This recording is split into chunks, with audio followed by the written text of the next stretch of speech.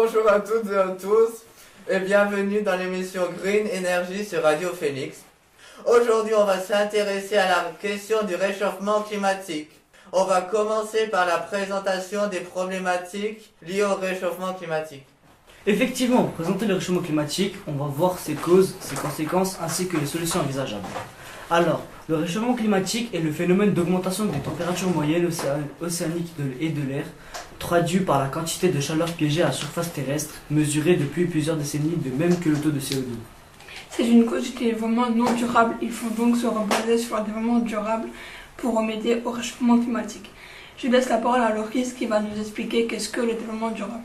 Donc le développement durable est une nouvelle conception de l'intérêt général appliquée à la croissance économique et reconsidérée à l'échelle mondiale afin de prendre en compte les aspects environnementaux et sociaux d'une planète. Je vais alors céder la parole à Justine.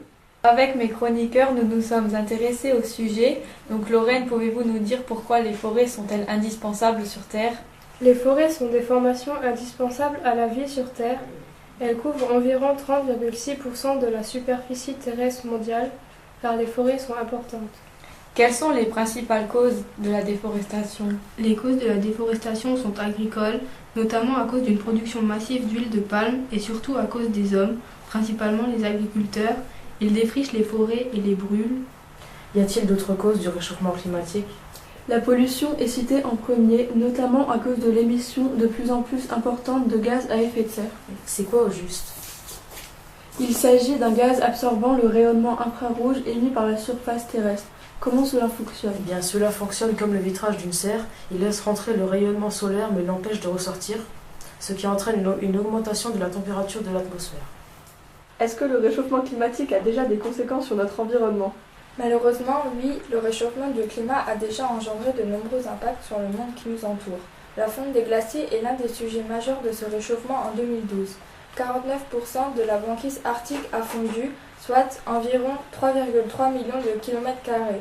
Toute cette glace fondue fait croître les niveaux de ces océans et des mers depuis 1992. Nous perdons environ 83 milliards de tonnes de glace au pôle chaque année et d'ici 2050, la température dans ces zones glaciaires devrait aller de 1 degré à 5 degrés. Mais que peut provoquer cette montée des eaux ? Cette montée des eaux massives du niveau des océans a plusieurs impacts. Dans un premier temps, plusieurs îles paradisiaques de l'océan Indien, du Pacifique et aussi de certaines régions d'Asie seront englouties sous les eaux et la géographie côtière sera complètement modifiée. Mais de grandes villes comme Miami, New York, Tokyo, Singapour ou encore Amsterdam, construites sous le niveau de la mer, seront également immergées. En tout, on estime que 10 à 20 000 îles pourraient être rayées de la carte. Depuis 50 ans, le niveau des mers est monté de 10 cm. Selon la NASA, dans les 100 à 200 prochaines années, cette élévation devrait atteindre les 1 mètre. Mais ce changement climatique a-t-il d'autres conséquences météorologiques ? En effet, les phénomènes météorologiques extrêmes seront de plus en plus nombreux et fréquents. Les cyclones et les ouragans, de même que les fortes pluies et les feux de forêt, devraient se multiplier et gagner en intensité et en durée dans les années à venir. Et ainsi, toucher un plus grand nombre de pays, mais des vagues de chaleur sont également enregistrées dans les prochaines années, ce qui amplifiera l'intensité des sécheresses en Amérique du Sud ou en Afrique. Plusieurs scientifiques estiment que la température moyenne de la surface de la Terre serait comprise entre 0,3 et 4,8 degrés d'ici 2100. Ce réchauffement climatique a-t-il des impacts sur la faune et la flore ? Ce réchauffement climatique entraîne une transformation du milieu qui se traduit par la disparition de certains habitats. Toute altération du climat modifie les habitats naturels, c'est-à-dire l'ensemble des conditions environnementales nécessaires à la vie et au développement des espèces. Cette montée des températures provoque de plus la disparition de certaines espèces. La Grande Barrière de Corail, qui est inscrite au patrimoine mondial de l'humanité, a connu en 2016 et en 2017 un blanchiment record.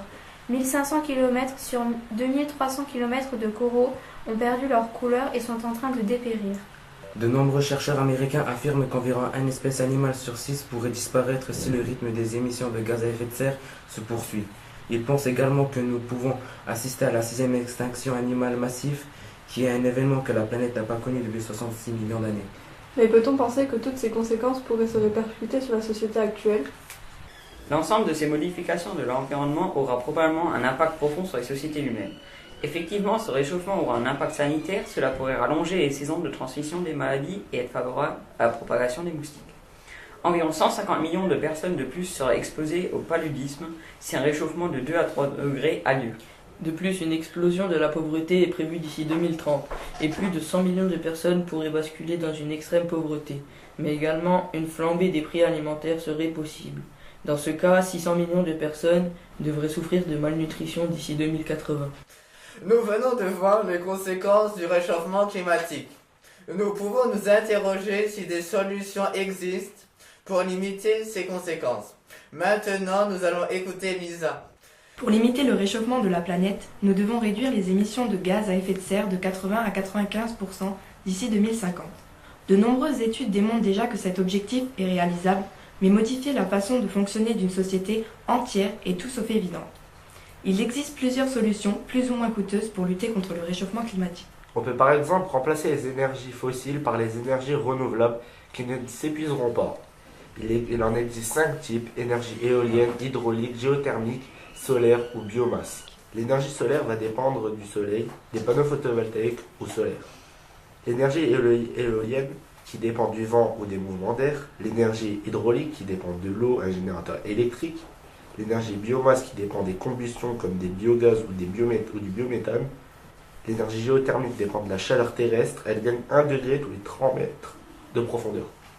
Nous devons essayer de modifier nos transports, par exemple faire du covoiturage, utiliser les transports en commun ou encore faire les petits trajets en vélo ou à pied. Les automobilistes peuvent aussi opter pour une voiture à moteur électrique ou hybride. Pour limiter la pollution, certaines grandes villes, notamment Paris, mettent en place des jours de circulation alternés où les voitures circulent en fonction de leur plaque d'immatriculation. Merci pour toutes ces solutions. Maintenant, à nous de les mettre en pratique pour éviter que le réchauffement climatique ne s'accentue. Merci à tous les chroniqueurs de votre participation et merci à vous de votre attention. À bientôt.